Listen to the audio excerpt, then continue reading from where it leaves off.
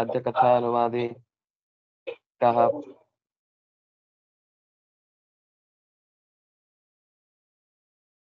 आर्य कुत्र?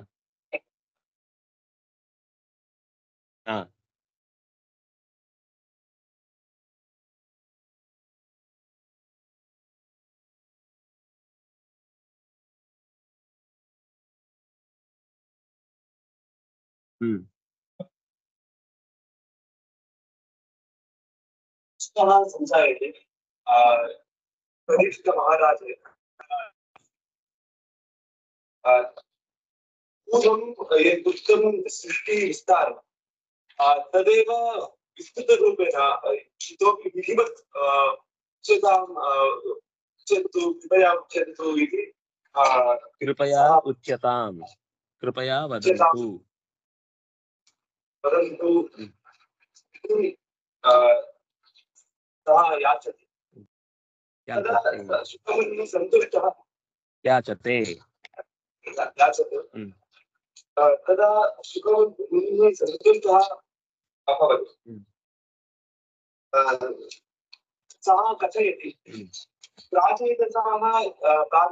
प्रचेतकस्य पुत्राः ये समुद्रान्तरी तपस्यां कुर्वन्तः सन्ति ते बहिः आगत्य नगरं वृक्षरूपेण वनरूपेण परिवर्तितं दृष्ट्वा ते दुःखिताः भवन्ति। ते वायु तथा अग्निना तत् वनं दहनं कर्तुं उद्युक्ताः भवन्ति। तदा चन्द्रः वनस्पतीनां राजः सः आगत्य एतत् मास्तु भवतः एव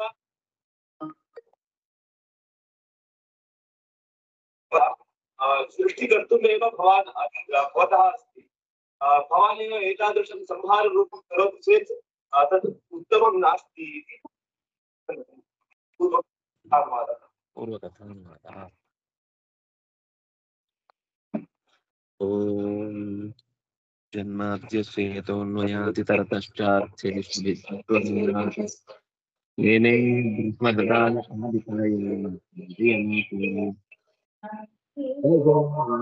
ब्रह्मददानयो यथासर्गो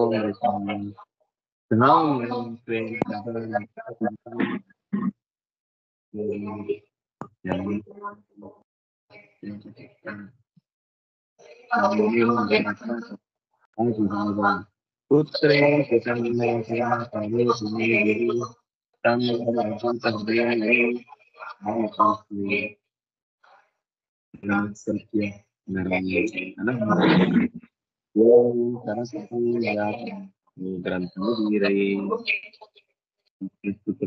हरि ओम श्री गुरुभ्यो नमः। अत्र अन्नस्वरूपं कथ्यते। अचराः चराणाम् आहारः, पादचारिणाम् अपदः आहारः, अपदः आहाराः, अपत् अपदौ अपदः। हस्तयुक्ताः अहस्तान् खादन्ति, चतुष्पदः द्विपदाम् आहाराः भवन्ति। एवं ಕಾಲಿಲ್ಲದವರಿಗೆ ಕಾಲಿಲ್ಲದವುಗಳು ಕಾಲಿದ್ದವರಿಗೆ ಆಹಾರ, ಕೈಯಿಲ್ಲದವರಿಗೆ ಕೈಯಿಲ್ಲದವುಗಳು ಕೈಯಿಲ್ಲದವರು ಕೈ ಇದ್ದವರಿಗೆ ಆಹಾರ. ಹೀಗೆ ಒಂದೊಂದು ತರದ ಸ್ವರೂಪವನ್ನೆಲ್ಲ ಹೇಳ್ತಾ ಬಂದ್ರು. ಹೂಯಂಚ ಪಿತ್ರ ನಿರ್ದಿಷ್ಟ ದೇವದೇವೇನ ಚಾನಘಾಃ ಪ್ರಜಾಸರ್ಗಾಯ ಹಿ ಕಥಂ ವೃಕ್ಷಾನ್ ನಿರ್ದಗ್ಧುಮರ್ಹತ. ನಿಮ್ಗೆ ತಂದೆ ಪ್ರಾಚೀನ ಬರ್ಹಿ, ಚತುರ್ಮುಖ ಮತ್ತು ನಾರಾಯಣ ಎಲ್ಲರೂ ಸೃಷ್ಟಿ ಮಾಡಿ ಅಂತ ಕೊಟ್ಟ ಆದೇಶವನ್ನ ಸುಡುವುದಕ್ಕಾಗಿ ವೃಕ್ಷಗಳ ಮೇಲೆ ಕೋಪಗೊಂಡ್ರೆ ಹೇಗೆ?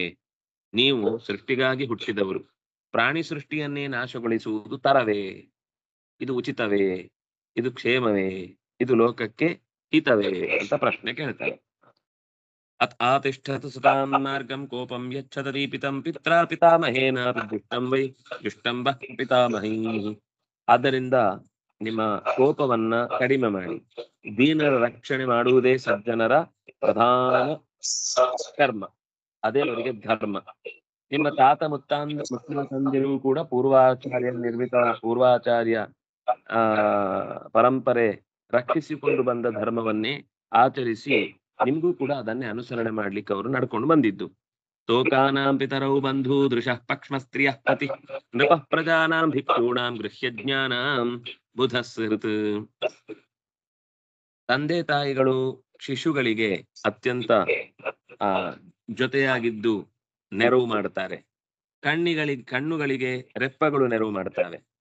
ಮಡದಿಗೆ ಅವನ ಪತಿ ನೆರವಾಗ್ತಾನೆ. ಪ್ರಜೆಗಳಿಗೆ ಅವನ ರಾಜ ನೆರವಾಗ್ತಾನೆ. ಯತಿಗಳಿಗೆ ಗೃಹಸ್ಥ ನೆರವಾಗ್ತಾನೆ. ಅಜ್ಞರಿಗೆ ಜ್ಞಾನಿಗಳು ನೆರವಾಗ್ತಾರೆ.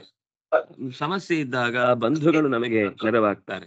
ಹಾಗಾಗಿ ಪ್ರಜೆಗಳಿಗೆ ಪ್ರಜಾಪತಿಗಳಾಗಿ ನೀವು ನೆರವಾಗಬೇಕು. ಒಂದೇ ಶ್ಲೋಕದಲ್ಲಿ ಅಷ್ಟೂ ಸಂಗತಿಗಳನ್ನು ಒಂದು ರಾಶಿ ಹಾಕಿದ ಹಾಗಾಯ್ತು.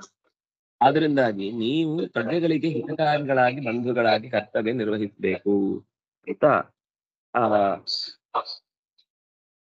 ಯಾರು ಹೇಳಿದ್ದು? ಪರೀಕ್ಷಿತ್ ರಾಜನಿಗೆ ಶುಕಾಚಾರ್ಯರು ನಿರೂಪಣೆ ಮಾಡ್ತಾ ಇದ್ದಾರೆ. ಅಂತರ್ದೇಹೇಶು ಭೂತಾನಾಂ ಆತ್ಮ ತೇ ಹರಿರೀಶ್ವರ ಸರ್ವಂ ತದ್ದಿಷ್ಟಮೀಕ್ಷಧ್ವಂ ಏವಂ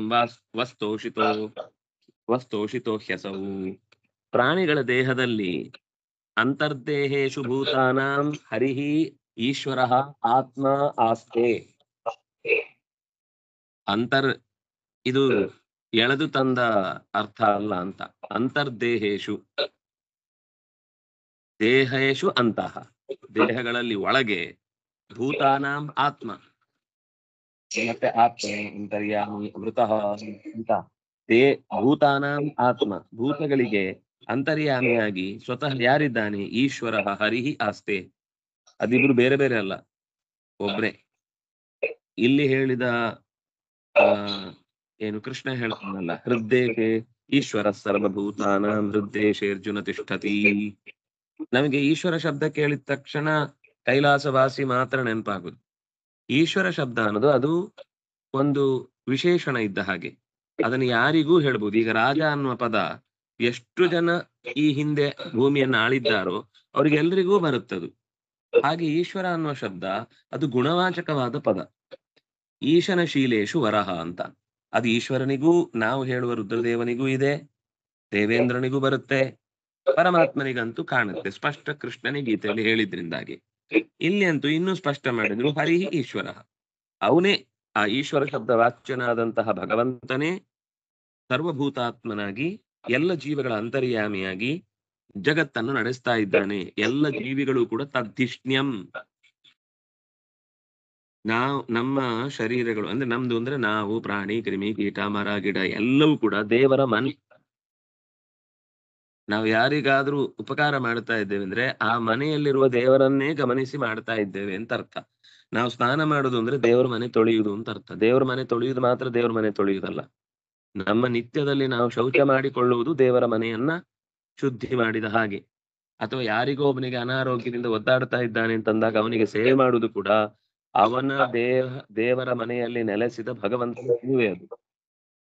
ಆದ್ರಿಂದಾಗಿ ಎಲ್ಲ ಜೀವಿಗಳು ಕೂಡ ಶ್ರೀಹರಿಯ ವಾಸಸ್ಥಾನ ಇದನ್ ತಿಳ್ಕೋ. ಇದು ಈಗ ಇದು ಹೇಳ್ತಾ ಇರೋದು ಚಂದ್ರ ಪ್ರಾಚೇತಸರಿಗೆ ಹೇಳ್ತಾ ಇರುವುದು ಅಲ್ವಾ? ನಾವು ಕತೆ ಕೇಳುವಾಗ ಅಲ್ಲಿಂದ ಶುರುವಾಗಿತ್ತು. ಶುಕಾಚಾರ್ಯರು ಹೇಳಿದ್ದು ಹೌದು, ಆದ್ರೆ ಶುಕಾಚಾರ್ಯರು ಹೇಳುವ ಕಥೆಯಲ್ಲಿ ಹೇಳ್ತಾ ಇರುವ ಕಥೆ ಚಂದ್ರ ಸುಡ್ಲಿಕ್ಕೆ ಅಂತ ಹೊರಟ ಪ್ರಾಚೇತಸರನ್ನ ಗಮನದಲ್ಲಿಟ್ಟುಕೊಂಡು, ನಿಮಗೆ ನೀವು ಎಲ್ಲ ಪ್ರಾಣಿಗಳನ್ನ ಸುಡ್ತೀರಿ ಅಂದ್ರೆ ಆ ಪ್ರಾಣಿಗಳನ್ನೇ ತನ್ನ ಮನೆಯನ್ನಾಗಿಸಿಕೊಂಡ ದೇವರ ವಿರುದ್ಧ ನೀವು ನಡೀತಾ ಇದ್ದೀರಿ ಅಂತ ಅರ್ಥ. ಅವುಗಳನ್ನ ಕೊಂದು ನಾಶ ಮಾಡುವ ಅರ್ಹತೆ ನಿಮಗಿಲ್ಲ, ನೀವು ತಪ್ಪು ಮಾಡ್ತಿದ್ದೀರಿ. ವಸ್ತೋಷಿತೋ ಹಿ ಅಸೌ ವಸ್ತಾ ಉಷಿತಃ ಹಿ ಅಸೌ. ವಸ್ತಾ ಅಂದ್ರೆ ವಾಸ ಮಾಡುವವನು, ಎಲ್ಲ ಕಡೆ ವಾಸ ಮಾಡುವವನು, ಎಲ್ಲದರೊಳಗೆ ನೆಲೆಸಿ ಸಂತೋಷ ಪಡುವವನು. ಅದು ವಸ್ತೋಷಿತ ಅಂದ್ರೆ ವಹತೋಷಿತ. ಯಾಕೆಂದ್ರೆ ನಿಮಗೆ ತೋಷಿತ ಸಂತೋಷ ಪಡುವವನಾಗಿದ್ದಾನೆ, ನಿಮ್ಮಿಂದ ಸಂತೋಷ ಪಡುವವನಾಗಿದ್ದಾನೆ. ನೀವು ಅವನ ವಾಸಸ್ಥಾನ ಅಂತ ನಂಬಿ ಆ ಗಿಡ ಮರಗಳನ್ನೆಲ್ಲ ಉಳಿಸಿದ್ರಿ ಅಂದ್ರೆ ನಿಮಗೋಸ್ಕರ ಹರಿಯು ತುಷ್ಟನಾಗುತ್ತಾನೆ. ವಸ್ತ ಅಂತ ಶಬ್ದ ಅಲ್ಲ, ವಹ ತೋಷಿತ ವಸ್ತೋಷಿತ. ಯಸ್ ಸಮುತ್ಪತಿತಂ ದೇಹಂ ಆಕಾಶಾನ್ ಮನ್ಯುಮುದ್ಬಣಂ ಆತ್ಮಜಿಜ್ಞಾಸೆಯ ಯಚ್ಚೇತ್ ಸಗುಣಾನತಿ ವರ್ತತೆ. ದೇಹೆ, ಈ ಶರೀರದಲ್ಲಿ ಒಂದು ಹೃದಯಾಕಾಶ ಅಂತಿದೆ. ಆ ಹೃದಯಾಕಾಶದಲ್ಲಿ ದೇಹೇ ಆಕಾಶಾತ್ ಮನ್ಯುಂ ಉದ್ಬಣಂ ಉದ್ಬಣಂ ಮನ್ಯುಂ ಯಸ್ ಸಮುತ್ಪತಿತಂ. ಗಾಢವಾದ ಕೋಪ. ಈಗ ಅವರು ಕೋಪದಿಂದ ತಾನೇ ಬೆಂಕಿಯನ್ನು ಸೃಷ್ಟಿ ಮಾಡಿ ಮರಗಳನ್ನ ಸುಡ್ತಾ ಇರುವುದು. ನಿಮ್ಮ ಒಳಗೆ ಸೇರಿಕೊಂಡ ಮಹಾಕ್ರೋಧವೆಂಬ ಬೆಂಕಿ ಉಕ್ಕಿ ಹರಿಯುತ್ತಿರುವಂತಹದ್ದು. ನೀವು ಅದನ್ನ ತಿಕ್ಕಿ ತೊಳೆದು ಅದರ ಸೊಕ್ಕಿಳಿಸ್ಬೇಕು. ಹೇಗೆ? ಆತ್ಮ ಜಿಜ್ಞಾಸೆಯ ಎಚ್ಚೆ. ನೀವು ಕೋಪ ಮಾಡ್ಕೊಳ್ಳೋದ ಕಾರಣವೇ ಇಲ್ಲ. ನೀವು ಕೋಪ ಮಾಡ್ಕೊಂಡಿದ್ರಿಂದ ಏನಾದ್ರೂ ಚೇಂಜ್ ಆಗುತ್ತಾ? ನಾಶ ಆಗುತ್ತೆ ಅಂತಂದ್ರು ಅದು ನಿಮಗೆ ದೋಷಕ್ಕೆ ಕಾರಣ ಆಗುತ್ತೆ. ನೀವು ನಾಶ ಮಾಡೋದ್ರಿಂದ ಯಾರಿಗೂ ಹಾನಿಯಾಗದಂತೆ ಆಗಬೇಕು ಅಂತ ಯೋಚಿಸ್ಬೇಕು. ಆದ್ರೆ ಪರಮಾತ್ಮನ ಆ ವಿಷಯವನ್ನ ಸರಿಯಾಗಿ ಜಿಜ್ಞಾಸೆ ಮಾಡ್ಲಿಕ್ಕೆ ಶುರು ಮಾಡಿದ್ರೆ ಅವಾಗ ತನ್ನಿಂದ ತಾನೇ ಕೋಪ ಶಾಂತವಾಗುತ್ತೆ. ಯಾಕೆಂದ್ರೆ ಸಗುಣಾನ್ ಅತಿವರ್ತತೆ. ಆ ಪರಮಾತ್ಮ ಗುಣಗಳನ್ನ ದಾಟಿ ನೆಲೆಸಿದವನು, ತ್ರಿಗುಣಾತೀತ ಅವನು. ಅವನು ಸತ್ವರಜಸ್ತಮಸ್ಸನ್ನು ಗುಣಗಳನ್ನ ಮೀರಿ ನಿಂತವನು. ಹಾಗೆ ನಿಂತಿದ್ದಾನೆ ಅಂತ ಅವನನ್ನು ಚಿಂತಿಸಿದ್ರೆ ನಮ್ಮ ತ್ರಿಗುಣ ದೋಷದಿಂದ ಬಂದ ಅಹಂಕಾರವೂ ಕೂಡ ಕೋಪವೂ ಕೂಡ ತನ್ನಿಂದ ತಾನೇ ಕರಗಿ ನೀರಾಗಿ ಮರೆಯಾಗ್ಬಿಡುತ್ತೆ. ಅದರಿಂದಾಗಿ ಭಗವಂತ ತ್ರಿಗುಣಾತೀತ ಅಂತ ಚಿಂತಿಸಿದ್ರೆ ಸಗುಣಾನತಿ ಬರ್ತದೆ. ಆ ವ್ಯಕ್ತಿಯು ಕೂಡ ಗುಣಗಳಿಂದ ಹೊರಕ್ಕೆ ಬರ್ತಾನೆ. ಅಂದ್ರೆ ಕೋಪ ಅವನಿಗೆ ಸಾಕೋದಿಲ್ಲ, ಕೋಪ ಅವನನ್ನ ಘಾಸಿಗೊಳಿಸುವುದಿಲ್ಲ. ಹಾಗಾಗಿ ಅಲಂ ತದ್ಧೈಹಿ ದ್ರುಮೈರ್ದೀನಂ ಶಿವಮಸ್ತುವ ವಾರ್ಕ್ಷಿ ಯೈಷಾ ವರ ಕನ್ಯಾ ಪತ್ನಿತ್ವೇ ಪ್ರತಿಗೃಹ್ಯತಾಂ. ವಾರ್ಕ್ಷಿ ಅಂತ ಅವಳ ಹೆಸರು.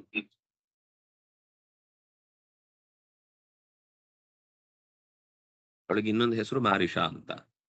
ವಾರ್ಕ್ಷಿ ಅಂತ ಅವಳನ್ನು ಕರೀತಾರೆ.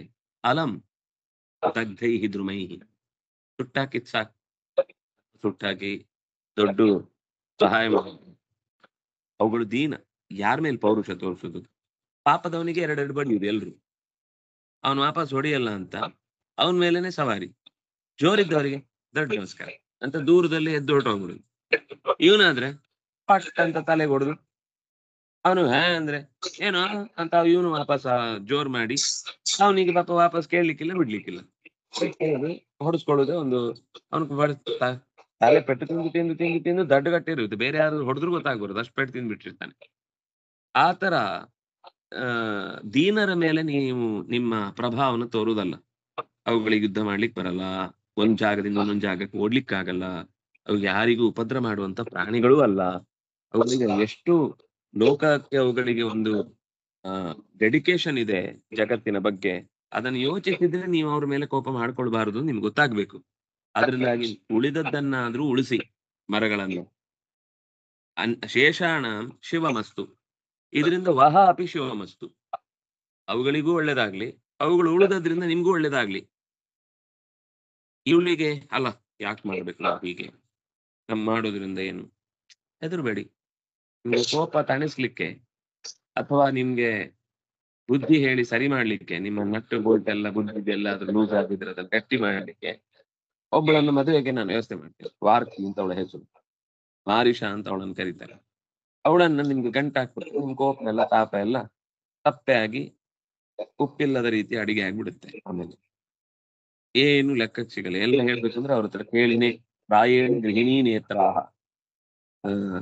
ಏನಾಗ್ಬೇಕಂದ್ರೆ ಒಂದ್ಸರ್ತಿ ಅವ್ರನ್ನ ನೋಡಿ ಸರಿ ಅಂತ ಅನ್ನುವ ರೀತಿ ನಿಮ್ಗೆ ವ್ಯವಸ್ಥೆ ಮಾಡ್ಲಿಕ್ಕೆ, ಕೋಪ ತಣಿಸ್ಲಿಕ್ಕೆ ವ್ಯವಸ್ಥೆ ನಾನು ಮಾಡ್ತೇನೆ. ಪತ್ನಿತ್ವೇ ಪ್ರತಿಗೃಹ್ಯತ. ಪತ್ನಿ ಅಂತಂದ್ರೆ ಯಜ್ಞ ಯಾಗಾದಿಗಳನ್ನು ನಡೆಸುವಾಗ ಸಹಕಾರ ನೀಡುವವಳು. ಪತ್ಯರ್ನೋ ಯಜ್ಞ ಸಂಯೋಗೇ ಅಂತ ಅದರ ಲಕ್ಷಣ. ಪತ್ನಿ ಶಬ್ದ ಏನು ಅಂದ್ರೆ ಯಜ್ಞ ಯಾಗಾದಿಗಳನ್ನ ಯಜಮಾನ ನಡೆಸುವಾಗ ಇವಳು ಯಜಮಾಂತಿಯಾಗಿ ಕಾರ್ಯವನ್ನು ನಿರ್ವಹಿಸ್ತಾಳೆ. ಅದಕ್ಕಾಗಿ ಈ ಹೆಣ್ಣು ಮಗಳನ್ನ ನೀವು ಸ್ವೀಕರಿಸಿ, ಇವಳಲ್ಲಿ ಒಳ್ಳೆಯ ಅಂದ್ರೆ ಮುಂದಿನ ನಿಮ್ಮ ಸಂಸಾರದ ಸಂತೋಷವನ್ನು ಅನುಭವಿಸಿ.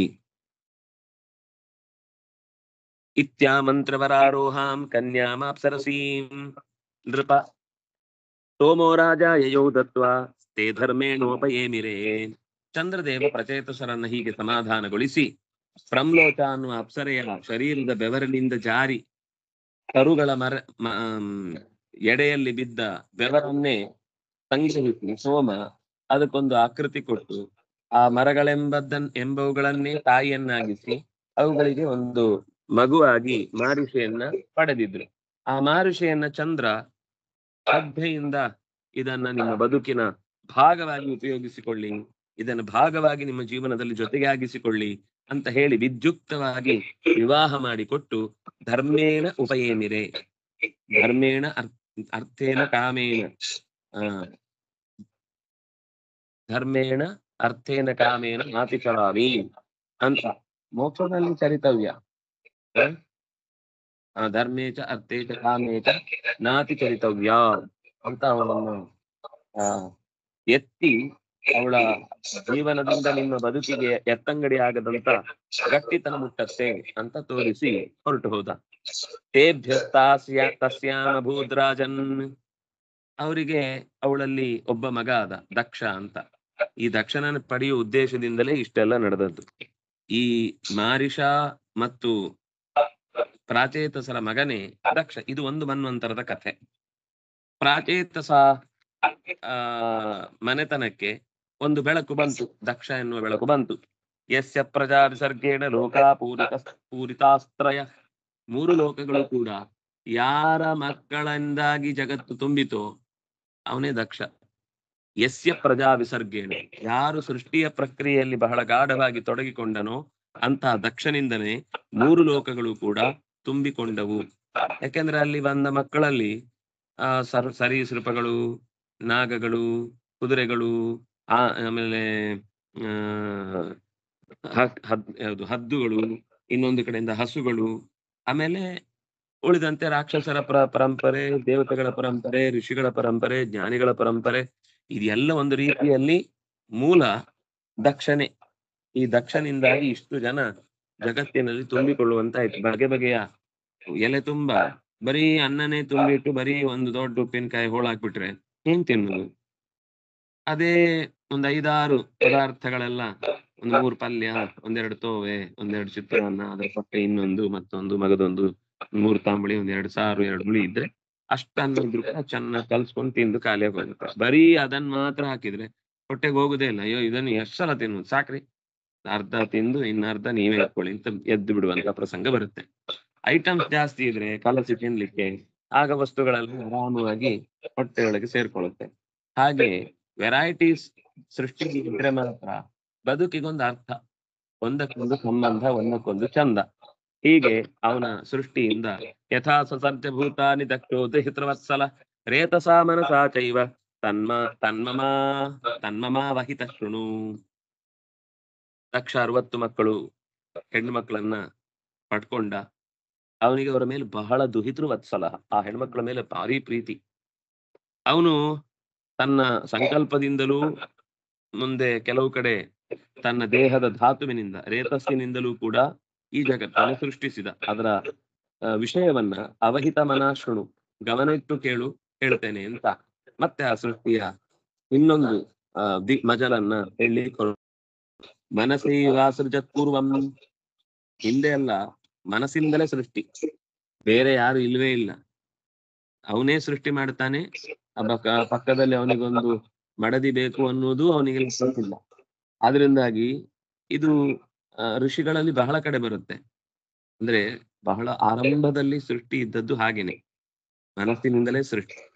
ಆಮೇಲೆ ಆ ಮನಸ್ಸಿನಲ್ಲಿ ಶುದ್ಧತೆ ಎನ್ನುವುದು ಜಾರ್ಲಿಕ್ಕೆ ಶುರುವಾದಾಗ ಮುಂದಿನ ಸ್ಟೆಪ್ಪುಗಳೆಲ್ಲ ಬಂದು, ಅದರಿಂದಾಗಿ ಸಂಕಲ್ಪಾತ್, ದರ್ಶನಾತ್, ಸ್ಪರ್ಶಾತ್ ಅಂತೆ ಮೈಥುನ ಸಂಭವಾತ್ ಪ್ರಜಾಹ ಸೃಷ್ಟಿಯಾದವು, ಸೃಷ್ಟಾಹ ಅಂತೇನೋ ಬರುತ್ತೆ. ಅಂದ್ರೆ ಇಲ್ಲಿ ಆರಂಭದಲ್ಲಿ ಆ ಪ್ರಜಾಪತಿಗಳೆಲ್ಲರೂ ಕೂಡ ಈ ಪ್ರಜೆಗಳನ್ನ ಮನಸೈವಾಸೃಜತ್, ಮನಸ್ಸಿನಿಂದಲೇ ಸೃಷ್ಟಿ ಮಾಡಿದ್ರು. ಯಾರನ್ನೆಲ್ಲ? ದೇವ ಅಸುರ ಮನುಷ್ಯಾದೀನ್. ಅಷ್ಟೇ ಅಲ್ಲ, ನಭಸ್ಥಲ ಜಲೌಕಸ, ನಭಸ್ಸಿನಲ್ಲಿ, ಸ್ಥಳದಲ್ಲಿ, ಜಲದಲ್ಲಿ ಅದನ್ನೇ ವಾಸವಾಗಿಸಿಕೊಂಡ ಜೀವಿಗಳು. 3 ಹೇಳಿದ್ಮೇಲೆ ಮುಗೀತಲ್ಲ. ನೌಕಾಯಾನ, ಭೂಯಾನ, ಜಲಯಾನ ಅಂತಂದ್ರೆ ಎಲ್ಲಾ ಸೇನೆಯು ಬಂದ ಹಾಗೇನೆ. ಹಾಗೆ ನಭ, ಸ್ಥಳ, ಜಲ, ಓಕಸ್. ಓಕಸ್ ಅಂದ್ರೆ ಮನೆ ಅಂತ ಅರ್ಥ. ಓಕಸಹ, ಇವುಗಳನ್ನೇ ಮನೆಯನ್ನಾಗಿಸಿಕೊಂಡ ಜೀವಿಗಳ ದೊಡ್ಡ ಪ್ರಪಂಚವೇ ಆ ಮನಸ್ಸಿನಿಂದ ಸೃಷ್ಟಿಯಾಯಿತು.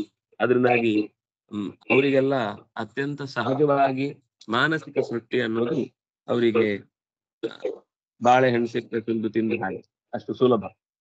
ಹಂಗ ಅರ್ಥ ಆಗುದು ಕಷ್ಟ. ಇಷ್ಟರ ಮಧ್ಯದಲ್ಲಿ ಆ ಅದನ್ನ ಕೇಳಿದ್ರಲ್ಲ, ಸೃಷ್ಟಿ ಹೇಗಾಯ್ತು ಅಂತ ಹೇಳ್ತೇನೆ. ಅದಕ್ಕೆ ಸೃಷ್ಟಿ ಆಗ್ಲಿಕ್ಕೆ ಪೂರ್ವದಲ್ಲಿ ಅವನೇನಾದ್ರೂ ಮಾಡದೆ ಇಷ್ಟೆಲ್ಲ ಅದ್ಭುತವಾದ ಸೃಷ್ಟಿ ಆಯ್ತಾ ಅಂದ್ರೆ ಇಲ್ಲ. ಪೂರ್ವದಲ್ಲಿ ಅವನು ಏನ್ ಮಾಡ್ದ ಅನ್ನೋದನ್ನು ಹೇಳ್ತಿದ್ದಾರೆ. ತಮ ಬ್ರಹ್ಮಿತಮಾಲೋಕ್ಯ ಪ್ರಜಾ ಸರ್ಗಂ ಪ್ರಜಾಪತಿ ವಿಂಧ್ಯಪಾದಾನುಪಾವೃಜ್ಯ ಶೋಚರ ದುಶ್ಚರಂತಪ. ಸೃಷ್ಟಿಯಲ್ಲಿ ಒಂದು ಚೂರು ಅವ್ಯವಸ್ಥೆ ಉಂಟಾಯ್ತು ಅವನಿಗೆ ಆರಂಭದಲ್ಲಿ. ಮಕ್ಕಳೆಲ್ಲ ಸೃಷ್ಟಿ ಆದವರು ಬಟ್ಟೆ ಜಾಡಿಸ್ಕೊಂಡು ತೀರ್ಥ ತಪಸ್ಸಿಗೆ ಹೋದ್ರು, ಬರ್ಲೇ ಇಲ್ಲ ವಾಪಸ್. ಹೋದವರೇ ಬಾಕಿನೇ. ಇದು ಸೃಷ್ಟಿ ಬೆಳಿಲಿಲ್ಲ ಅಂತ ಅವನಿಗೆ ಬೇಜಾರಾಯ್ತು. ಚತುರ್ಮುಖ ಆದೇಶ ಮಾಡಿದ್ದೆ ಸೃಷ್ಟಿ ಮಾಡೋದಕ್ಕೋಸ್ಕರ ನಿನ್ನನ್ನು ಸೃಷ್ಟಿ ಮಾಡಿದ್ದೇನೆ, ನನಗೇನು ಬೆಳೆಸ್ಲಿಕ್ಕೆ ಆಗ್ಲಿಲ್ಲ ಅಂತ ತಪಸ್ಸು ಮಾಡ್ಬೇಕು ಅಂತ ಅವನ ಮನಸ್ಸಲ್ಲಿ ಯೋಚನೆ ಬಂತು. ಅದಕ್ಕೆ ವಿಂಧ್ಯಪಾದಾನ್ ಉಪಾಶ್ರಿತ್ಯ, ವಿಂಧ್ಯ ಪರ್ವತದ ತಪ್ಪಲನ್ನ ಅನುಸರಿಸಿ ದುಶ್ಚರನ್ ತಪಃ ಅಚರತ್, ಯಾರೂ ಕೂಡ ಊಹಿಸಲಾಗದ ಏಕಾಗ್ರ ಸ್ಥಿತಿಯಲ್ಲಿರುವ ಪರಪ್ರಪಂಚದ ಸಂಬಂಧವನ್ನೇ ಕಳಚಿಕೊಂಡ ತಪಸ್ಸನ್ನ ಮಾಡಿದ್ರು. ಯಾರು? ದಕ್ಷ ತಪಸ್ಸು ಮಾಡಿದ. ತತ್ರಾಘಮರ್ಷಣಂ ನಾಮ ತೀರ್ಥಂ ಪಾಪಹರಂ ಶುಭಂ ಪರಂ ಉಪಸ್ಪೃಶ್ಯಾನುಸವನಂ ತಪಸಾ ತೋಷಯದ್ಧರಿಂ. ಅಘಮರ್ಷಣವೆಂಬ ತೀರ್ಥದಲ್ಲಿ, ಅದೆಂಥ ತೀರ್ಥ ಅಂದ್ರೆ ಪಾಪಹರವಾದ ತೀರ್ಥ, ಅಥವಾ ಮಂತ್ರವೇ ಹೇಳಬಹುದು. ಅಘಮರ್ಷಣ ಸೂಕ್ತದಿಂದ ನೀರನ್ನು ಮುಟ್ಟಿದ್ರೆ ಅದು ಅಘಮರ್ಷಣ ತೀರ್ಥ ಆಗುತ್ತೆ. ಆ ತೀರ್ಥದಲ್ಲಿ ಮಿಂದ್ರೆ ಅಘಮರ್ಷಣ ತೀರ್ಥದಲ್ಲಿ ಮಿಂದ ಪುಣ್ಯ ಬರುತ್ತೆ. ಅಘಮರ್ಷಣಾಯ ನಮಃ ಅಂತಾದ್ರೂ ಕನಿಷ್ಠ ಪಕ್ಷ ಹೇಳಿ ನೀರು ಮುಟ್ಟಿ ಸ್ನಾನ ಮಾಡಿದ್ರೆ, ಅಘ ಅಂದ್ರೆ ಪಾಪ, ಮರ್ಷಣ ಅಂದ್ರೆ ನಾಶ, ಪಾಪನಾಶಕವಾದ ದೇವತಾ ಸಂವಿಧಾನ, ಭಗವದ್ ರೂಪ ಅದು ಅಘಮರ್ಷಣ ಅಂತ ಅನ್ನೋದು. ಅಂತಹ ತೀರ್ಥದಲ್ಲಿ ಆಚಮನೆ ಮಾಡಿ 3 ಹೊತ್ತಿನ ಸಂಧ್ಯಾ ಕಾರ್ಯಗಳನ್ನ ಮುಗಿಸಿ, ಸ್ನಾನಾದಿಗಳನ್ನ ಮುಗಿಸಿ, ನಿರಂತರ ಪರಮಾತ್ಮನನ್ನು ಚಿಂತಿಸ್ತಾ ಹರಿಯನ್ನು ಒಲಿಸಿಕೊಂಡ ದಕ್ಷ. ತಪಸಾ ತೋಷಯದ್ಧರಿಂ, ತಪಸ್ಸಿನಿಂದ ಹರಿಯನ್ನು ತುಷ್ಟಿಗೊಳಿಸಿದ. ತಪಸ್ಸು ಅಂದ್ರೆ ಬರೀ ತಪಸ್ಸಲ್ಲ, ನಿತ್ಯ 3 ಹೊತ್ತು ಸ್ನಾನ, ಜಪ, ಅನುಷ್ಠಾನ, ಅದು ತಪಸ್ಸೇ. ಕಣ್ಣು ಮುಚ್ಚಿಕೊಂಡು ಎಲ್ಲ ಮರೆತು ಕೂತು ಏನಾದ್ರೂ ಕಚ್ಚಿದಾಗ್ಲಿ ಅಯ್ಯೋ ಕಚ್ಚಿತು ಅಂತ ಎದ್ದೇಳುವಂತ ಸ್ಥಿತಿ ಮಾತ್ರ ತಪಸ್ಸಲ್ಲ. ಎಲ್ಲಾ ಸ್ಥಿತಿಯಲ್ಲೂ ದೇವರನ್ನು ನಂಬಿದ ಕ್ರಿಯೆ ತಪಸ್ಸು ಅಂತ ಅನಿಸಿಕೊಳ್ಳುತ್ತೆ. ಹಸ್ತೌಷೀತ್ ಹಂಸ ಗುಹ್ಯೇನ ಭಗವಂತ ಮಧೋಕ್ಷಜಂ ತುಭ್ಯಂ ತದಭಿಧಾಸ್ಯಾಮಿ ಕಸ್ಯಾತುಷ್ಯದ್ಯತೋ ಹರಿ. ಯಾವ ಸ್ತುತಿಯಿಂದ ಹರಿಯು ಒಲಿದು ಅವನ ಅಭೀಷ್ಟಗಳನ್ನು ಈಡೇರಿಸಿದನೋ ಅಂತಹ ಇಂದ್ರಿಯಗಳಿಗೆ ಸುಲಭದಲ್ಲಿ ದಕ್ಕದ ಅಂತರ್ಮುಖಿಯಾದಾಗ್ಲೇ ಸಿಕ್ಕುವ ಭಗವಂತನನ್ನು ಹಂಸಗುಹ್ಯ ಅನ್ನುವ ಸ್ತೋತ್ರದಿಂದ ಹಸ್ತೌಷೀ ಸ್ತುತಿಸಿದನು. ಹಂಸಗುಹ್ಯ ಸ್ತೋತ್ರದ ಹೆಸರು. ಪ್ರಜಾಪತಿರುವಾಚ, ಪ್ರಜಾಪತಿಯು ಹಂಸಗೀತೆಯನ್ನು ಹಾಡ್ಲಿಕ್ಕೆ ಶುರು ಮಾಡಿದ. ಹಾಗಾದ್ರೆ ವ್ಯಾಸರು ಕೊಟ್ಟ ಹಂಸಗೀತೆ ಮೊದಲಿದು, ಆಮೇಲೆ ಉಳಿದ ಹಂಸಗೀತೆಗಳು. ನಮಃ ಪರಾಯ ವಿತತಾನುಭೂತಯೇ ಗುಣತ್ರಯಾಭಾಸ ನಿಮಿತ್ತ ಬಂಧವೇ ಅದೃಷ್ಟಧಾಮ್ನೆ ಗುಣತತ್ವ ಬುದ್ಧಿಭಿರ್ ನಿವೃತ್ತಮಾನ ಅವಧಯೇ ಸ್ವಯಂಭುವೇ. ಪರಾಯ ಎತ್ತರದಲ್ಲಿರುವವನಿಗೆ, ಅವಿತಥ ಅನುಭೂತಯೇ, ಯಾವ ಅನುಭವವು ಸುಳ್ಳಲ್ಲ ಯಾರದ್ದು ಅವನು. ವಿತಥ ಅಂದ್ರೆ ಸುಳ್ಳು, ಅವಿತಥ ಅಂದ್ರೆ ಸುಳ್ಳಲ್ಲದು. ಸುಳ್ಳಲ್ಲದ ಅನುಭೂತಿಯನ್ನ ತುಂಬಿಕೊಂಡವನೇ. ಯಾಕಂದ್ರೆ ಅವನು ಎಲ್ಲಾ ಕ್ಷಣದಲ್ಲೂ ಎಲ್ಲಾ ವಸ್ತುಗಳ ಆಳದ ಚಿಂತನೆ ಅವನಿಗೆ ನಿರಂತರ ಇದೆ. ಇದೆ ಇರುತ್ತೆ, ನಿಲ್ಲುವುದೇ ಇಲ್ಲ. ಮತ್ತೆ ಒಂದು ದಿವಸ ಪಾಠ್ಯ ತಗೊಂಡ್ಬಿಟ್ರೆ ರಜೆ, ಮತ್ತೆ ದೇವ್ರ ಕಣ್ಮುಚ್ಚುದು ಇಲ್ಲ. ಅವನಿಗೆ ನಿರಂತರ ತಿಳುವಳಿಕೆಯ ಸಂಪರ್ಕ ಇರುವುದು. ಅದು ಮತ್ತೆ ಅಯ್ಯೋ ಏನ್ ತಿಳ್ಕೊಳ್ಬೇಕಲ್ಲ ಅಂತ ಟೆನ್ಷನ್ ಅಲ್ಲ, ಯಾವಾಗ್ಲೂ ಒಂದು ತಲೆಯಲ್ಲಿ ಎಚ್ಚರಿಕೆಯಿಂದ ಅದು ಇರುತ್ತೆ, ತಿಳಿದೇ ಇರುತ್ತೆ. ಹೇಗೆ ನಾವು ಎಚ್ಚರದಲ್ಲಿದ್ದಾಗ ಬ್ಯಾಲೆನ್ಸ್ ತಪ್ಪದ ಹಾಗೆ ದೇಹದಲ್ಲಿ ಒಂದು ಗ್ರಿಪ್ ಇರುತ್ತೆ, ಅದನ್ನ ಹೇಳಿ ಗ್ರಿಪ್ ಮಾಡ್ಕೊಳ್ಳೋದಲ್ಲ. ನಡೆಯುವಾಗ ತನ್ನಿಂತಾನೆ ಎತ್ತರ ಇದೆ ಅಂದ್ರೆ ಕಾಲು ಸ್ವಲ್ಪ ಎತ್ತರಕ್ಕೆ ಇರುತ್ತೆ, ಹೊಸ್ತಿಲು ಎತ್ತರ ಇದ್ರೆ ಕಾಲು ಎತ್ತರಕ್ಕೆ ಹೋಗುತ್ತೆ. ಫಸ್ಟ್ ಟೈಮ್ ಮಾತ್ರ ಒಂದ್ಸರ್ತಿ ತಲೆ ಎತ್ತರಕ್ಕೆ ಹಾರುತ್ತೆ ಸಾಗಿ. ಆಮೇಲೆ ಗೊತ್ತಾಗುತ್ತೆ, ಓ ಇಲ್ಲಿ ಎತ್ತರ ಇದೆ, ಅದರಿಂದಾಗಿ ಇನ್ನು ತಲೆ ಹಾರೋ ಹಾಗೆ ಕಾಲಿಡಬಾರ್ದು ಅಂತ. ಅಂದ್ರೆ ಹಾಗೆ ಹೋಗ್ತಾ ಹೋಗ್ತಾ ಅಭ್ಯಾಸ ಆದ್ಮೇಲೆ ಆ ಅಭ್ಯಾಸವೇ ಅನುಭೂತಿಯನ್ನ ಮತ್ತಷ್ಟು ದೃಢ ಮಾಡುತ್ತೆ, ಬಲ ಮಾಡುತ್ತೆ. ಅವಿತಥ ಅನುಭೂತಯೇ, ಸುಳ್ಳಾದ ಅನುಭವಕ್ಕೆ ಎಡೆ ಮಾಡಿ ಕೊಡದವ. ಅನುಭವ ಸುಳ್ಳಾಗುವುದು ಅಂತ ಇಲ್ವೇ ಇಲ್ಲ. ಒಂದು ವೇಳೆ ಸುಳ್ಳಾಗಿದೆ ಅಂದ್ರೆ ಅದು ಅನುಭವವೇ ಅಲ್ಲ, ಅನುಭವಿಸಿಲ್ಲ. ಬಾಯಾರಿಕೆ ಆಯ್ತು, ನೀರ್ ಕುಡ್ದ, ತೃಪ್ತಿ ಆಯ್ತು, ಆಮೇಲೆ ನೀರ್ ತೃಪ್ತಿ ಆಗಿದ್ದಲ್ಲ ಸುಳ್ಳು. ಪುಣ್ಯಾತ್ಮ ಕುಡ್ದವ್ ನಾನು, ನನಗ್ ಗೊತ್ತಿದೆ ತೃಪ್ತಿ ಆಯ್ತು, ಸಮಾಧಾನ ಆಯ್ತು, ಮತ್ತೆ ನೀರ್ ಬೇಡ ಅಂತ ನನಗೆ ಅನ್ನಿಸ್ತದೆ. ಇಲ್ಲ ಇಲ್ಲ ಇಲ್ಲ ಇಲ್ಲ, ನಾನು ಮತ್ತೆ ನಿನ್ಗೆ 2 ಕೊಡ ನೀರ್ ಕುಡಿಸ್ತೇನೆ ಅಂತ ಮತ್ತೆ ಗಂಟ್ಲಿಟ್ಟು ಮೂಗಿಡ್ದು ಬಾಯಿಗೆ ಹಾಕಿ ಏನಾಗುತ್ತೆ? ನನ್ ಜೀವ ಹೋಗುತ್ತೆ ಅಷ್ಟೇ. ಹೊಟ್ಟೆ ಕೊಡ ಗುಡಾಣ ತರ ಆಗ್ಬಿಡುತ್ತೆ. ಯಾರು ತಕ್ಕ ಮುಟ್ಟಿದ್ರೆ ಅಲ್ಲೇ ಸೂರಿದ್ರು ತೊಂದರೆ ಇಲ್ಲ, ಏನೇನೋ ಅವ್ಯವಸ್ಥೆ. ಅದರ ಹಿನ್ನೆಲೆಯಲ್ಲಿ ಅವನಿಗಾದ ಅನುಭವವನ್ನ ಯಾರೂ ತಪ್ಪಿಸ್ಲಿಕ್ಕೆ ಸಾಧ್ಯ ಇಲ್ಲ. ಅದೃಷ್ಟ ಗುಣತ್ರಯಾಭಾಸ ನಿಮಿತ್ತ ಬಂಧವೇ. 3 ಗುಣಗಳಿಂದ ಲೋಕದ ಕಾರ್ಯಭಾರಗಳನ್ನೆಲ್ಲ ನಿಮಿತ್ತವಾಗಿಟ್ಟುಕೊಂಡು ನಡೆಸುವ ಓ ಬಂಧುವೇ, ಬಂಧಕ ಶಕ್ತಿಯೇ. 3 ಗುಣಗಳ ನೆಲೆಯಲ್ಲಿ ಜಗತ್ತಿನ ಎಲ್ಲವನ್ನೂ ಕೂಡ ನಿಮಿತ್ತ ಕಾರಣನಾಗಿ, ಅವನೇ ನೇರ ವಸ್ತು ಆದದ್ದಲ್ಲ. ಅವನೇ ವಸ್ತು ಆದ್ರೆ ನಮ್ಗೆ ಯಾಕೆ ಇಷ್ಟಲ್ಲ ಕಷ್ಟ? ಫೋನ್ ತೆಗೆಯುವುದು, ದೇವರೇ ಅಂತ ಅನ್ಕೊಳ್ಳೋದು, ನಮಸ್ಕಾರ ಮಾಡುದು. ಯಾಕಂದ್ರೆ ವಸ್ತು ಎಲ್ಲ ಅವನೇ ಆದ್ರೆ ಅದಕ್ಕೆ ಲೋಕದಲ್ಲಿ ಏನು ಅಥವಾ ವಸ್ತು ಬಿದ್ದೋಯ್ತು ಅಂತ ಇಟ್ಕೊಳ್ಳಿ, ಹೊಡೆದೋಯ್ತು, ಅಯ್ಯೋ ಪಾಪ ದೇವ್ರು ಹೊಡೆದೇ ಹೋದ ಅಂತೀವ? ಇಲ್ಲ, ಅದು ಈ ವಸ್ತು ರೂಪ ಅಲ್ವೇ ಅಲ್ಲ. ಅದಕ್ಕೆ ಆ ಶಬ್ದ ಸ್ಪಷ್ಟ ಬಳಸಿದ್ದು ನಿಮಿತ್ತ ಬಂಧವೇ. ಕುಂಬಾರ ಮಡಿಕೆ ಮಾಡ್ತಾನೆ, ಕುಂಬಾರನೇ ಮಡಿಕೆ ಆದದ್ದ ಅಲ್ಲ. ಹಾಗಾದ್ರೆ ಅವನು ನಿಮಿತ್ತ ಕಾರಣ ಅಂತ. ಕಾರಣಗಳಲ್ಲಿ 3 ತರ ಇದೆ. ಉಪಾದಾನ ಕಾರಣ ಅಂತ ಒಂದು, ಅಸಾಧಾರಣ ಕಾರಣ ಅಂತ ಒಂದು, ನಿಮಿತ್ತ ಕಾರಣ ಅಂತ ಒಂದು. ಇಲ್ಲಿ ಈ ಕುಂಬಾರ ಅವನು ಯಾವ ರೀತಿಯಿಂದಲೂ ಆ ಮಡಿಕೆ ಒಳಗೆ ಹೋಗಿ ಅದರ ಒಳಗೆ ತಲೆ ಹಾಕಿ ಮಾಡ್ಬೇಕಾದ್ದೇನಿಲ್ಲ. ಕೈಯಿಂದ ಆಕೃತಿ ಕೊಟ್ರೆ ಅದು ಆಕೃತಿ ಆಗುತ್ತೆ. ನಿಮಿತ್ತ ಕಾರಣ. ಅವನು ಹೊರಗೆ ಇರ್ತಾನೆ, ಅದರ ಮೇಲೆ ಕಂಟ್ರೋಲ್ ಇರುತ್ತೆ ಅಷ್ಟೇ ಅವನಿಗೆ. ಆ ಚಕ್ರಕ್ಕೂ ಮಡಿಕೆ ಮೇಲೆ ಕಂಟ್ರೋಲ್ ಇಲ್ಲ, ಆ ಕೋಲಿಗೂ ಮಡಿಕೆ ಮೇಲೆ ಕಂಟ್ರೋಲ್ ಇಲ್ಲ, ಆ ಮಣ್ಣಿಗೂ ಮಡಿಕೆ ಮೇಲೆ ಕಂಟ್ರೋಲ್ ಇಲ್ಲ. ಎಲ್ಲ ಕಂಟ್ರೋಲ್ ಇರುವುದು ಕುಂಬಾರನಿಗೆ. ಹಾಗೆ ಇಡೀ ಜಗತ್ತಿನಲ್ಲಿ ಅನೇಕ ಕಾರಣಗಳಿವೆ. ಈಗ ನೋಡಿ, ಕಾರಣ ಅಂದ್ರೆ ಒಂದೇ ಅಲ್ಲ. ಒಂದು ವಸ್ತುವಿಗೆ 100 ಕಾರಣ ಇರುತ್ತೆ, ಒಂದು ಘಟನೆಗೆ 100 ಕಾರಣ ಇರುತ್ತೆ, ಒಂದು ವ್ಯವಸ್ಥೆಗೆ 100 ಜನರ ಸಹಕಾರ ಬೇಕಿರುತ್ತೆ. ಹಾಗಿದ್ದಾಗ ಮಾತ್ರ, ಈಗ ನೋಡಿ, ಒಂದೇ ಯೋಚನೆ ಸಾಕು ನಿಮ್ಗೆ. 65 ಕೋಟಿ ಜನ ಒಂದು ಜಾಗದಲ್ಲಿ ಒಂದು 48 ದಿವಸದಲ್ಲಿ ಬಂದು ಸೇರಿ ಹೋಗುದು ಅಂದ್ರೆ ಯಾರು ಇನ್ಸ್ಟ್ರಕ್ಷನ್ ಅಂತ ಕೊಡೋರಿಲ್ಲ ಅಲ್ಲಿ. ಸರ್ಕಾರದ ವ್ಯವಸ್ಥೆ ಆದ್ರಿಂದ ಈಗೀಗ ಈ ವ್ಯವಸ್ಥೆಯನ್ನು ನೋಡ್ತೇವೆ. ಈ ಸರ್ಕಾರಗಳು ಇಲ್ಲದೆ ಇದ್ದಾಗ್ಲೂ ಕುಂಭಮೇಳ ಆಗ್ತಿತ್ತೋ ಇಲ್ವೋ? ಜನ ಅವ್ರ ಪಾಡಿಗೆ ಅವ್ರವ್ರು ಬಂದು ಸ್ನಾನ ಮಾಡಿ ಅವ್ರವ್ರ ಕೆಲಸ ಮುಗಿಸ್ಕೊಂಡು ಹೋಗ್ತಾ ಇದ್ರು ಇಲ್ವೋ? ಅಷ್ಟರಲ್ಲೂ ಇವಾಗ ಏನು ಅಂದ್ರೆ ಸಾಲು ಮಾಡ್ಬೋದಷ್ಟೇ ಹೊರತು ಪ್ರತಿಯೊಬ್ಬರನ್ನು ನಿಯಂತ್ರಣ ಮಾಡಿ ಇಷ್ಟೇ ಮುಳುಗಾಕ್ಬೇಕು, ಇಲ್ಲೇ ಮುಳುಗಾಕ್ಬೇಕು, ಹೀಗೆ ಮುಳುಗಾಕ್ಬೇಕು, ಇದೇ ಮಂತ್ರ ಹೇಳ್ಬೇಕು, ಇದೇ ತರ ಪೂರ್ವಕ್ಕೆ ತಿರುಗಿ ಮುಳುಗ ಹಾಕ್ಬೇಕು, ಅವ್ರು ಯಾರೋ ಹೇಳಿದ್ದನ್ನೇ ಹೇಳಿ ಮಾಡ್ಬೇಕು, ಏನಿಲ್ಲ. ನಿಮ್ಮನ್ನೊಂದು ಗುಂಪುಗಾರಿಕೆಯಿಂದ ಕೈಕಾಲಡಿಗೆ ಬಿದ್ದು ಪ್ರಾಣ ಬಿಡುವುದು ಬೇಡ ಅಂತ ಒಂದು ವ್ಯವಸ್ಥೆ ಅಷ್ಟೇ ಬಿಟ್ರೆ, ಉಳಿದದ್ದೆಲ್ಲ ಆಯಾ ಜೀವರೇ ತಮ್ಮ ತಮ್ಮ ಸಾಧನೆಗಳಿಗೆ ಅನುಕೂಲಕರವಾದ ಈ ನೆಲದಲ್ಲಿ ನಾನು ಶಿಸ್ತು ಮೀರಿ ಯಾವುದೇ ತರದ ತಪ್ಪು ಕೆಲಸಗಳನ್ನ ನಾನು ಮಾಡಬಾರ್ದು ಅಂತ ಅವರೇ ತಿಳಿದು ನಡೆಸುವ ಕ್ರಿಯೆಯಿಂದ ಒಂದು ವ್ಯವಸ್ಥಿತವಾದಂತಹ ಪೂಜೆ, ಪುರಸ್ಕಾರ, ಅನುಸಂಧಾನ, ಸ್ನಾನ, ಅಲ್ಲಿಯ ಅರ್ಘ್ಯ ಪ್ರದಾನಾದಿ ಕರ್ಮ, ತೀರ್ಥಕ್ಷೇತ್ರ ವಿಧಿ ಇತ್ಯಾದಿಗಳೆಲ್ಲ ನಡೆದು ಹೋಗುತ್ತೆ. ಹಾಗಾಗಿ ಕೇವಲ ಸರ್ಕಾರ ಅನ್ನೋದು ನಿಮಿತ್ತ ಅಷ್ಟೇ ಅಲ್ಲಿ ಕೆಲಸ ಮಾಡ್ಲಿಕ್ಕೆ. ಹಾಗೆ ಜಗತ್ತಿನಲ್ಲಿ ಈ ಜಗತ್ತೇ ಒಂದು ಮಡಿಕೆಯ ತರ ಆದ್ರೆ ಪರಮಾತ್ಮ ಒಂದು ನಿಮಿತ್ತ ಬಂದು ಅವನು ಬಂಧನ ಮಾಡ್ತಾನೆ ಮಾತ್ರ ಜಗತ್ತನ್ನ. ಯಾಕೆಂದ್ರೆ ಅವನಿಗೆ ಬಿಡಿಸ್ಲಿಕ್ಕೆ ಶಕ್ತಿ ಇರುವುದಾದ್ರಿಂದ ಮೊದಲೊಮ್ಮೆ ಬಂಧನಕ್ಕೂ ಹಾಕಿ ಹೇಗೆ ಅದನ್ನು ಬಿಡಿಸ್ಕೊಳ್ತಾನೆ ಅಂತ ಅವನಿಗೆ ತಿಳಿಸಿ, ನೋಡು ಈ ರೀತಿ ಅದೃಷ್ಟ ಧಾಮ್ನೆ, ಲೋಕದಲ್ಲಿ ಯಾರೂ ಕಾಣದ ಮನೆಯಲ್ಲಿ ಇರುವವ, ಅವನ ಮನೆ ಒಕ್ಲಿಗೆ ಯಾರು ಹೋಗ್ಲಿಕ್ಕೆ ಆಗ್ಲಿಲ್ಲ, ಹೋದ್ರೆ ಮತ್ತೆ ವಾಪಸ್ ಬರಲ್ಲ. ನಚ ಪುನರಾವರ್ತತೆ ಅಂತ ಅಲ್ಲಿಗೆ ಹೋದ್ರೆ ಮತ್ತೆ ಮರಳಿ ಬರ್ಲಿಕ್ಕಿಲ್ಲ. ಅದರಿಂದಾಗಿ ಅದೃಷ್ಟ ಧಾಮ್ನೆ, ನೋಡಿದವ್ರು ಯಾರು ಕೂಡ ಅಡ್ರೆಸ್ ಹೀಗಿದೆ ಅಂತ ಅಲ್ಲಿಗೆ ಹೋಗಿ ನಿಮ್ಗೊಂದು ಲೊಕೇಶನ್ ಕಳಿಸಿ ಅಂತ ಕಳಿಸಿದವ್ರು ಇಲ್ಲ. ಹೋಗೋಣ, ಅವ್ರು ಕಳಿಸಿದ್ದಾರೆ, ಅಲ್ಲಿಗೆ ಹೋಗಿದ್ದಾರೆ, ಮೋಕ್ಷ ಭಾರ ಚೆನ್ನಾಗಿದೆ ಅಂತೆ, ವೈಕುಂಠದಲ್ಲಿ ಭಾರಿ ದೊಡ್ಡ ಕಾರ್ಯಕ್ರಮ ಇದೆ ಅಂತೆ, ಹೋಗಿ ಬರೋಣ ಅಂತ ಯಾರಿಗೂ ಹೋಗಿ ಬರ್ಲಿಕ್ಕೆ ಆಗುದಿಲ್ಲ. ಯಾಕೆಂದ್ರೆ ಇನ್ನು ಕೆಲವೊಂದ್ಸರ್ತಿ ಹೀಗೆ ವೈಕುಂಠದ ಬಾಗಿಲಲ್ಲಿ ನಿಂತು ದಾಸರು ಕೇಳಿದ್ರು, ಋಷಿಗಳು ಕೇಳಿದ್ರು ಅಂತ ಅನ್ನೋ ಮಾತಿದೆ. ಅದು 2 ತರದ ಮುಖಗಳಲ್ಲಿ ವೈಕುಂಠ ಇದೆ. ಅಮುಕ್ತ ಸ್ಥಾನ, ಮುಕ್ತ ಸ್ಥಾನ ಅಂತ.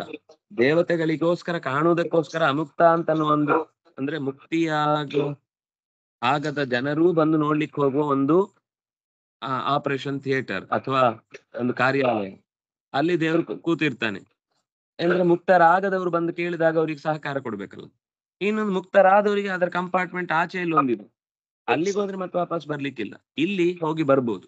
ಹೋಗಿ ಬರುವ ರೀತಿಯ ನೆಲೆಯಲ್ಲಿ ಅದೃಷ್ಟ ಧಾಮನೆ, ನಮ್ಮ ಕಣ್ಣಿಗೆ ಕಾಣುವ ಮನೆಯೇ ಅಲ್ಲ ಅವನದು, ಅಥವಾ ಧಾಮ ಅಂದ್ರೆ ಬೆಳಕು. ಈ ಕಣ್ಣಿಗೆ ಕಾಣದ ಬೆಳಕಿನ ಸ್ವರೂಪ ಅವನು. ಈ ಕಣ್ಣಿಗೆ, ಮಣ್ಣಿನ ಕಣ್ಣಿಗೆ ಮಣ್ಣಿನ ವಸ್ತುವಿನಿಂದುಂಟಾದ ಬೆಳಕು ಕಾಣುತ್ತೆ.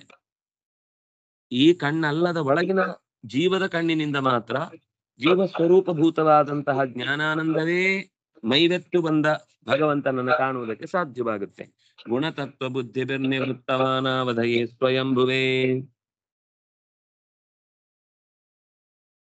ವಿಷಯ ಪದಾರ್ಥಗಳೇ ಗುಣತತ್ವ ಬುದ್ಧಿಭಿ. ಗುಣಗಳೇ ಪರತತ್ವ. ವಿಷಯ ಪದಾರ್ಥಗಳಿಂದ ಸಿಗುವ ಸುಖವೇ ಪರಮ ಸುಖ ಅಂತ ಯಾರು ಅದರ ಭೋಗದಲ್ಲೇ ಮೈ ಮರಿತಾನೋ ಅವನಿಗೆ ಅವನೂ ಗೊತ್ತಾಗಲ್ಲ, ಲೋಕವೂ ಗೊತ್ತಾಗಲ್ಲ. ಬರೀ ತಿನ್ನು, ಉಣ್ಣು, ಮಲಗು ಅಷ್ಟೇ. ಇದಕ್ಕಿಂತ ಆಚೆ ಜಗತ್ತಿಲ್ಲ ಅಂತ ಅನ್ನೋತರ ಅದೆಲ್ಲ ಯಾಕ್ರಿ ಮಾಡ್ಬೇಕು? ಊಟ ಸಿಕ್ಕಿದ್ರೆ ಮಲಗಿದ್ರೆ ಅಷ್ಟೇ, ನಮ್ಗೆ ಇನ್ನೇನು ಕೆಲಸ ಇಲ್ಲ ಅಂತ ಹೇಳಿ ಕೆಲವರು ಭಾರಿ ಉದಾಸೀನದ ಬುದ್ಧಿ.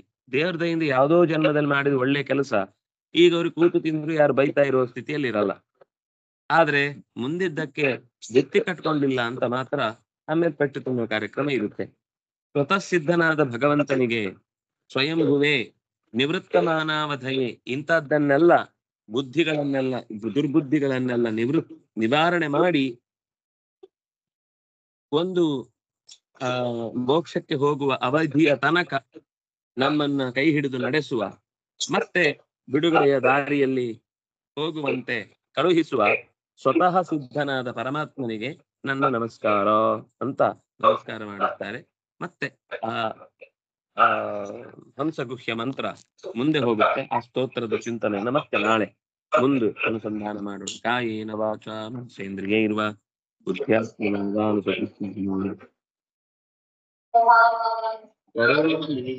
ಸಕಲಂ ಪರಸ್ಮೈ ನಾರಾಯಣಾಯೇತಿ ಸಮರ್ಪಯಾಮಿ.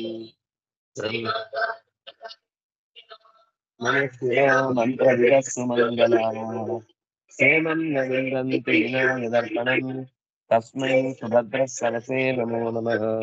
ಬ್ರಹ್ಮಾರ್ಪಣಂ ಬ್ರಹ್ಮಹರಿಂ ಬ್ರಹ್ಮಾಗ್ನೌ ಬ್ರಹ್ಮಣಾಹುತಂ ಬ್ರಹ್ಮೈವ ತೇನ ಗಂತವ್ಯಂ ಬ್ರಹ್ಮಕರ್ಮ ಸಮಾಧಿನ.